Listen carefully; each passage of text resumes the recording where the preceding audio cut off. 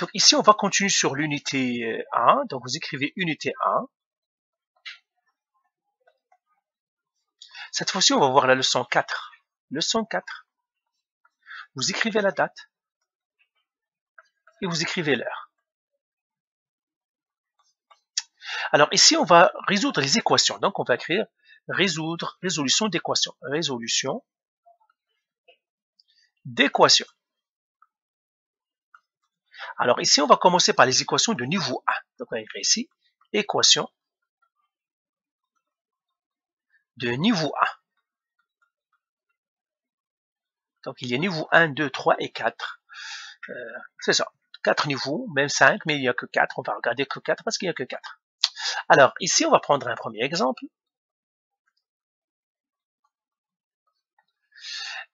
Alors, avant de faire l'exemple, je vais faire un petit rappel.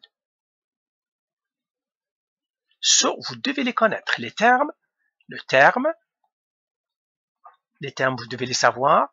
Les coefficients, vous devez les savoir. Donc, on a déjà parlé de toutes ces choses-là. Vous devez savoir un terme, vous devez savoir qu'est-ce qu'un coefficient, etc. Alors, je prends un exemple. J'ai par exemple 5x plus 2 est égal à 12. Et moi, je veux savoir le x, c'est quoi? 5 fois un nombre, plus 2, qu'est-ce que ça va être? 2. Alors là, on va voir toujours encore avec le P de masse. Donc, on va voir toujours avec le P de masse une méthode qui est facile. C'est toujours, alors nous avons dit pour le P de masse. Alors, nous avons dit qu'il y avait les parenthèses, l'exposant, division, multiplication, addition, soustraction. Et nous avons dit que la division et la multiplication sont frères et sœurs, division, multiplication sont frères et sœurs, et là, on va voir vraiment qu'ils sont frères et sœurs. Multiplication et division, frères et sœurs. Frères et sœurs. Addition et soustraction, frères et sœurs. Voilà. Eh bien, on va résoudre l'équation ici. Premièrement, toujours, je vais séparer mes deux termes. Égal, ça veut dire c'est une balance. Je dois séparer mes deux termes. On les sépare par deux colonnes qu'on appellera plus tard chemin de fer. Donc, ce chemin de fer-là, on doit les séparer par comme ça. Et là, je regarde là où il y a les x. J'ai combien de termes? J'en ai deux. J'ai le premier terme, vous vous rappelez, et j'ai le deuxième terme. C'est pour ça qu'on a fait les termes, pour qu'on les comprenne. Et vous voyez qu'il y a un terme qui est le x, un terme qui n'a pas de x. J'ai le terme 5x et j'ai le terme qui n'a pas de x. Et bien, toujours, le terme qui n'a pas de x, il doit toujours changer de place. J'ai deux de place. J'ai le côté ici, côté gauche, et j'ai le côté droit. C'est comme si j'ai deux chambres. Chambre 1, chambre 2. J'aimerais que la chambre 1 ici, il ne reste que le x. Tous les autres doivent changer de place. Eh bien, regardez, puisque c'est un plus 2, c'est un terme qui n'a pas le x, on va le changer toujours par moins. Moins quoi? Eh bien, moins plus 2. Je le mets entre parenthèses. Donc, le terme ici. Donc, 12 moins plus 2. Et puis, je vais faire, toujours pour résoudre les équations, on va utiliser que plus et moins. Pourquoi? Eh bien, tout simplement parce que les termes, en général, les termes sont séparés par des plus. Vous vous souvenez? Les termes sont séparés par des plus et des moins. C'est pour cela que toujours, pour qu'un terme change de place, on va toujours le changer par un moins. Toujours. Donc là, je vais faire moins plus 2. Et là, je fais le calcul. Le plus 2 est parti. Je l'oublie. Qu'est-ce qui est resté ici dans la chambre 1? 5x. Donc j'ai deux salles, la salle 1 et la salle 2. Tout le monde doit quitter pour laisser x tout seul dans cette salle-là. Alors là, moi je vais faire maintenant 12 plus moins 2, je le donne à la calculatrice. 12 moins plus 2, ça me donnerait 10. Si vous le donnez à la calculatrice, ça vous donnera ça. Maintenant, j'ai 5x. 5, elle est accolée au x, ça veut dire un fois. Quelle est la sœur du fois? C'est divisé. Donc là, je dois diviser par 5. Donc c'est le 5 qui doit changer de place, parce que c'est lui qui doit partir pour laisser le x tout seul dans cette chambre-là. On va faire diviser par 5. Et là, ça me mettrait comme ça une barre, et j'écris x maintenant. Le 5, il est parti. Il est parti de l'autre côté. eh bien, je vais faire 10 divisé par 5, c'est 2. Eh bien, je viens de trouver x. X est égal à 2. OK, donc là, je vais laisser mon P de masse et puis on va regarder d'autres exemples. Je dois laisser mon P de masse. Alors, maintenant, la réponse est x égale à 2. Donc, j'écris, tout simplement, je l'encadre et puis je l'écris ici, x égale à 2. Alors, je vais effacer pour qu'on voit un autre exemple. Donc, vous devez savoir les termes, soit bien sûr la simplification des expressions algébriques, pas pour rien qu'on a passé plus de temps. Alors, ici, maintenant, je vais prendre un autre exemple. Toujours niveau 1. Exemple 2. Cette fois-ci, j'ai 6x moins 4. 6x moins 4, elle est égale à 8. Encore une fois, je fais mon chemin de fer. Je regarde les termes que j'ai. J'ai le premier terme, il est là. J'ai le deuxième terme, il est là. Eh bien, le terme qui n'appelle x, le premier qui doit changer de place, il doit partir ici. Qu'est-ce que je vais faire? Je vais faire moins le moins 4.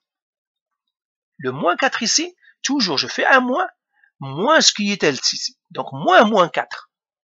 Donc, quand on change de place, toujours on change de place avec un moins. Parce que les termes, sont séparés par des plus et des moins.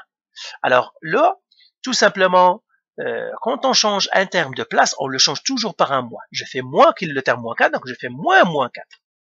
Et là, je barre le moins 4 parce qu'il a changé de place, il n'est plus là dans la salle 1. J'aurai ici 6x qui reste égal. Maintenant, je fais ça. 8 moins 4, je le donne à la calculatrice, ça me donnerait 12. Là, il n'y a plus de terme, il n'y a qu'un seul. Et là, qu'est-ce qu'il y a entre le x et le 6? Le 6 est collé au x, eh bien, je vais diviser. Le 6 doit changer de place, eh bien, je change par division. Divisé par 6, le 6, je le barre parce qu'il est parti. Il reste que le x dans la première salle, égale 12 qui divise 6, ça fait 2. Eh bien, encore, on a trouvé, c'est une coïncidence, x égale à 2. Voilà. Donc, vous voyez, quand on résout l'équation, on utilise toujours moins, et puis diviser. On n'utilise rien d'autre. Donc, isoler la variable, on utilise les opérations moins et les opérations divisées pour le niveau 1. Alors, on va voir qu'on pourrait l'utiliser dans plusieurs cas.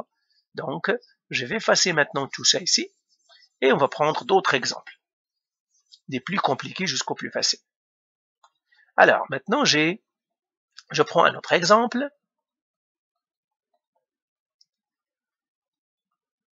de niveau 1 aussi.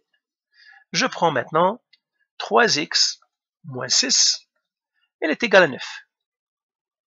Eh bien, qu'est-ce que je vais faire? J'identifie premièrement, je fais mon chemin de fer. J'identifie mes termes. Mes termes du côté de la salle 1. Donc, j'ai le premier terme, il est là, le terme du x. J'ai un autre terme qui ne contient pas le x, il est là. Puisqu'il y a un terme qui ne contient pas x, il doit changer de place. Il change par quoi? Par moins. Donc, j'aurai un moins. Et lui, ici, le terme, il est là. Je l'écris comme il est. Moins, je l'écris moins 6. C'est ça le terme qui a changé de place, c'est le moins 6. Je vais l'écrire en blanc pour voir que il a changé de place. C'est le moins 6 qui a changé de place. Donc, je dois faire moins 6. Je le mets entre parenthèses parce qu'il est négatif. On a dit toujours les négatifs, on les met entre parenthèses. Donc, il change de place. Là, le moins 6, je le barre parce qu'il est parti. Qu'est-ce qui reste? 3x égale 9 moins 6. Je le donne à la calculatrice, ça me donnerait 15. Là, le 3 est collé au x, ça veut dire il y a un fois. Quelle est la sœur du fois? C'est la division. Donc, le fois va passer de 3 à la division. Donc, je dois faire diviser par 3. Donc, le 3 ici, il part. Je le barre. Et là, j'aurai x égale à 15 qui divise 3, ça me fait 5. Voilà. Maintenant, prendrai un autre exemple.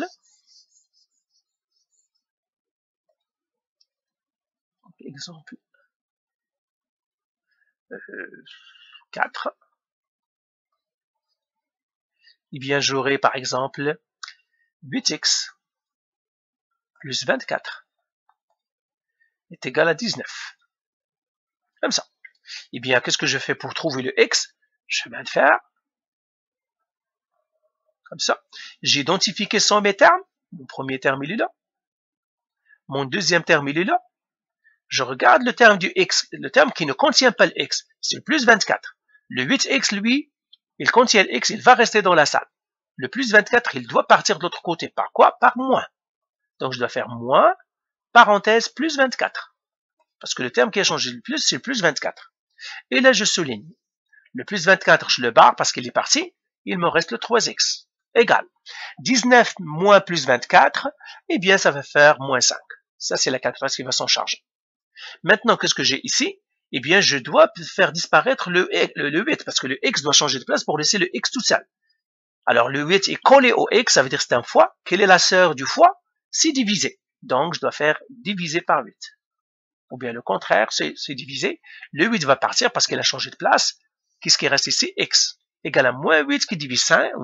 Moins 5 qui divise 8, vous le faites en fraction. Ne faites pas indivisé, mais vous faites moins 8 fraction 8, ça fait moins 5, ça me donnerait moins 5 sur 8. Et bien voilà, ma réponse est x égale à moins 5 sur 8. Alors, faisons quelques autres exemples, et puis vous devez faire des exercices sur résoudre les équations de niveau 1. Donc maintenant, je fais un autre exemple ici. 5.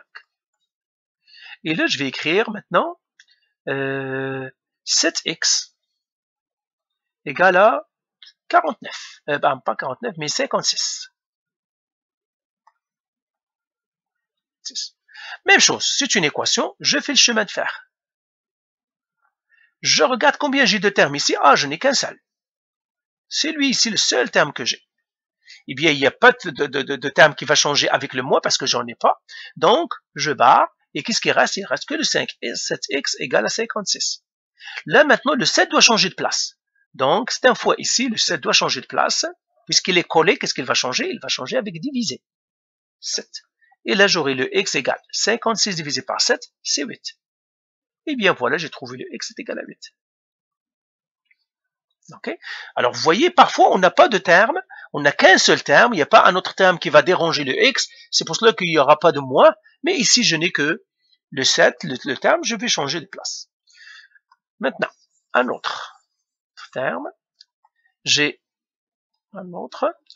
par exemple ici, x moins 8 est égal à 12. Ici. Eh bien, même chose, je fais mon chemin de fer. J'identifie mes termes. Les termes, c'est qui? C'est celui-là. Je pourrais même le mettre, c'est-à-dire, ça c'est mon premier terme. Je l'encercle. J'ai un autre terme, le moins 8. Quand on a plusieurs termes, toujours on commence par le terme qui n'a pas le x. Donc lui, il doit changer de place. Comment? Il va changer avec un moins. Moins quoi? Moins 8. Parce que le terme, c'est moins 8. Il va changer de place. On met un moins pour lui dire bienvenue. On va lui souhaiter un bienvenue avec un moins ici. Et puis on écrit moins 8 parce que le moins 8, c'est le terme. Et là, je fais comme ça. Le moins 8 va partir. J'aurai x égale 12 moins moins 8, ça fait 20. Et bien voilà, j'ai trouvé mon x. Il n'y a même pas d'autre étape parce que j'ai trouvé le x est trouvé tout ça. J'écris réponse est égal 8 est égal à 20. Ok? Alors, maintenant, faisons un dernier exemple.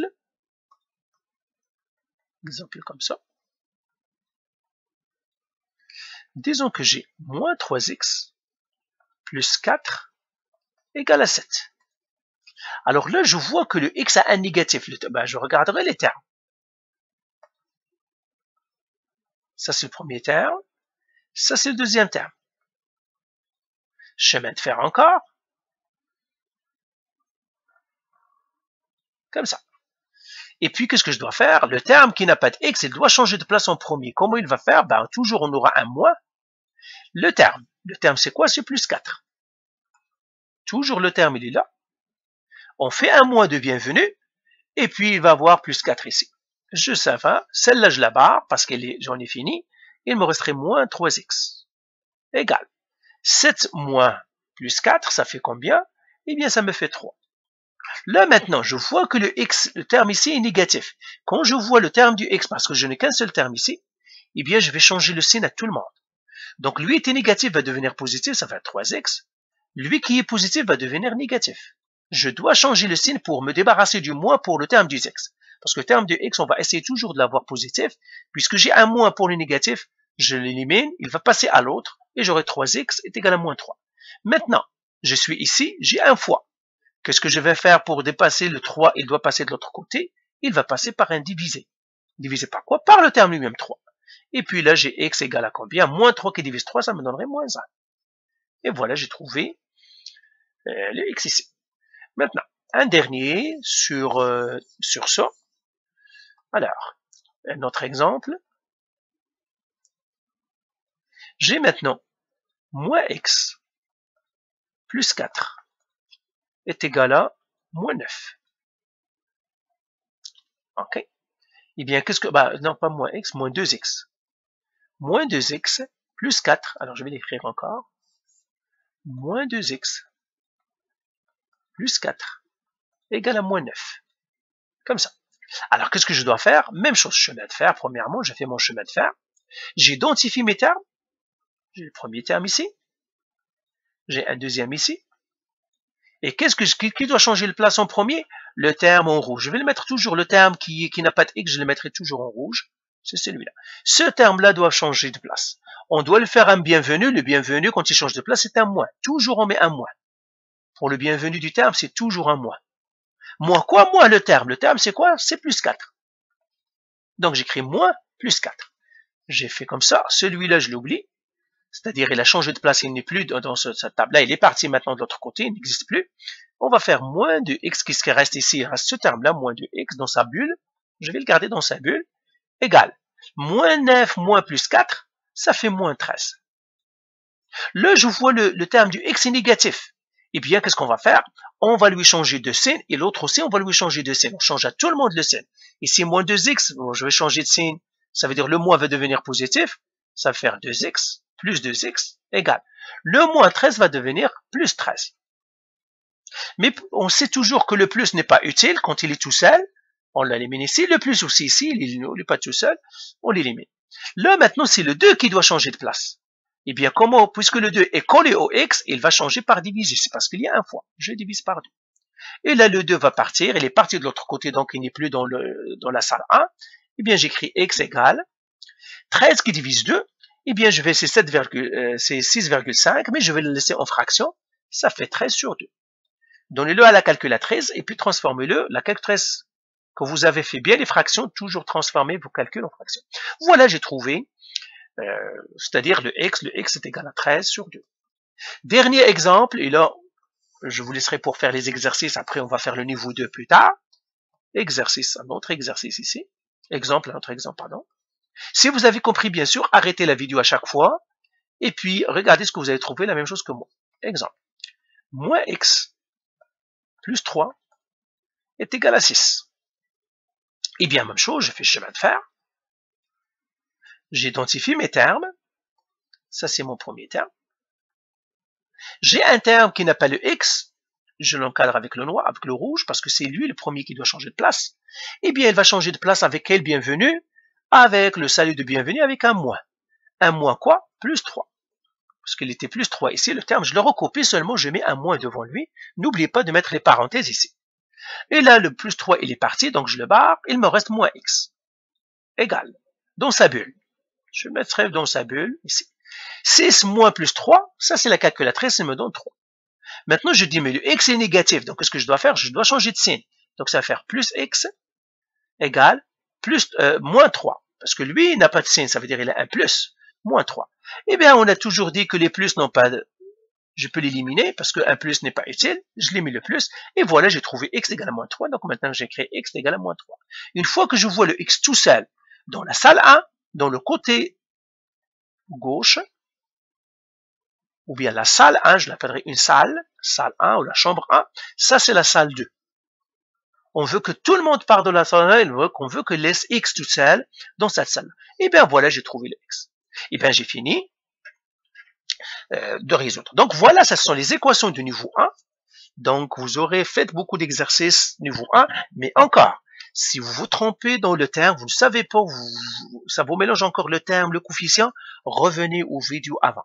Parce que c'est très important pour tout ce qui va suivre, en 10e année, 11e année, 12e année, université, vous devez bien comprendre le P de maths, vous devez bien comprendre l'algèbre et vous devez bien identifier le terme, le coefficient et puis résoudre les équations. Donc là, on a résolu niveau 1, on fera niveau 2, 3, 4 comme j'ai dit et 5, je crois.